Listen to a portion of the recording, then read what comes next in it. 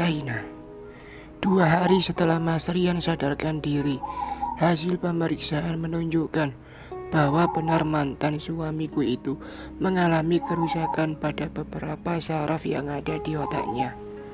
Mantan papa mertua langsung menarik kesimpulan bahwa dia akan membawa Mas Rian ke Singapura.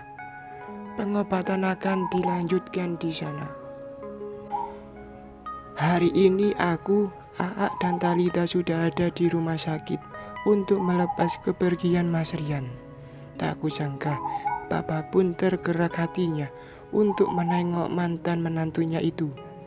Sungguh ada secerca rasa bahagia yang menyerbak dalam dada.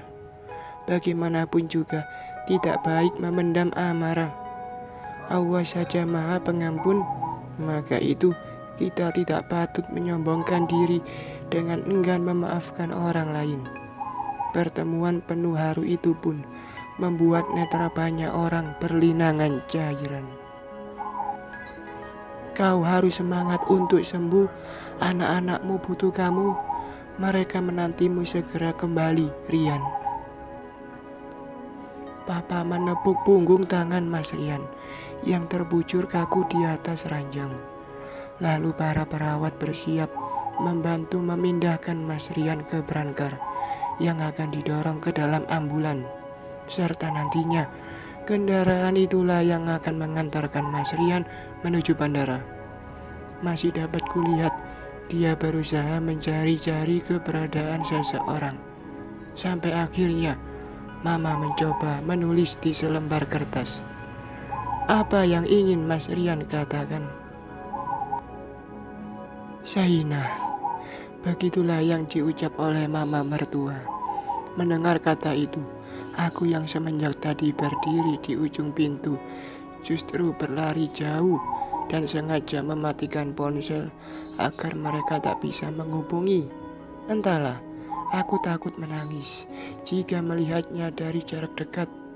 Sebab itulah aku memilih menjauh dari pandangannya. Maafkan aku, Mas. Semoga engkau lekas sembuh. Hanya itu yang bisa ku doakan. Dari kejauhan pula aku menatap mantan suamiku. Akhirnya didorong untuk meninggalkan ruangan. Tapi tunggu, siapa itu? Friska. Dia bersembunyi di balik tembok yang lain. Untuk apa dia kemari? Apalagi maunya? Setelah Mas Rian dan semua yang mengantarnya menghilang, aku langsung mengeluarkan tubuh dan menghampiri Friska. Wanita itu tampak masih melamun. Lihat hasil perbuatanmu. Apa benar ini yang kamu inginkan? Dia menatapku tajam. Iya, inilah yang kuinginkan. Sebagai lelaki, Mas Rian tidak bertanggung jawab dan patut mendapatkan hukuman seperti ini. Dasar wanita gila. Iya, aku memang sudah gila. Dan itu karena perbuatanmu dan lelaki itu. Aku puas karena dia sudah mendapatkan hukuman yang pantas. Sekarang giliranmu. Kedua alisku bertaut mendengar ucapannya. Friska benar-benar sudah tidak waras. Seharusnya kau bertobat, bukan semakin merajalela. Jangan biarkan hatimu penuh oleh kebencian. Kenapa? Kau takut? Aku tidak takut padamu. Ketakutanku hanya pada Allah. Aku hanya kasihan padamu, Fris. Sampai saat ini kamu bahkan tak paham bahwa semua rasa sakit yang kau terima itu karena ulahmu sendiri. Harusnya kau tahu resiko mendekati lelaki beristri. Jika kau pikir semua kisah perselingkuhan akan berakhir bahagia, di mana sang lelaki akan meninggalkan istrinya demi hidup bersama selingkuhan, kau salah. Tidak semua pengkhianatan berujung bahagia. Harusnya, jika tak siap terbakar, kau jangan bermain api. Sekarang, setelah aku dan anak-anakku juga kehilangan sosok yang kami sebut sebagai kepala keluarga, kau merasa dirimu paling tersakiti. benar kau sudah tak waras. Jalan pikirmu sudah aneh. Terserah kau mau bilang apa. Aku tak mau peduli. Sekarang aku beri dua pilihan padamu. Minta maaf dan sujud di kakiku, atau aku akan membuat hidupmu merana selama-lamanya. Minta maaf? Siapa? Aku. Untuk apa? Aku gak pernah melakukan kesalahan padamu. Ada juga kamu yang harus bersujud minta maaf padaku. Karena kehadiranmu, rumah tanggaku menjadi rusak. Bukan aku, tapi kamu sendiri yang terlalu naif. Oke, kalau kamu gak mau minta maaf, jangan salahkan aku jika hidupmu juga akan berakhir seperti Rian. Aku menggeleng kepala mantap. Tidak sampai kapanpun. Oke, selamat menanti kesengsaraan. Friska pun berlalu dari hadapanku. Entah kenapa, hati bukannya takut pada ancaman Friska, melainkan kasihan. Semoga wanita itu segera sadar dari pengaruh buruk sebuah akhlak tercela bernama dendam. 2 hari setelah kepergian Mas Rian, hari-hari kembali terlalui seperti sedia kala.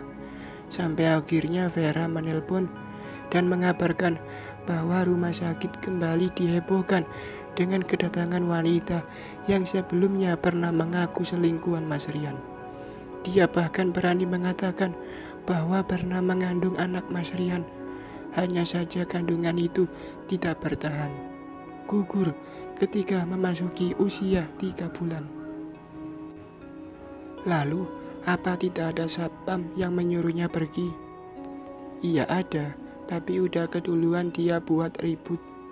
Yang jelas berita ini udah sampai ke kepala rumah sakit. Gimana ini Sah? Kasihan Mas Rian, mana lagi sakit, tapi ada aja yang pengen ngejahatin dia. Gak apa-apa Ver, dibiarin aja. Nanti juga kalau gak ditanggapi, orangnya bakal diam sendiri. Aku bisa diam, tapi karyawan yang lain, pasien, mereka gak akan bisa diam seperti aku Sah.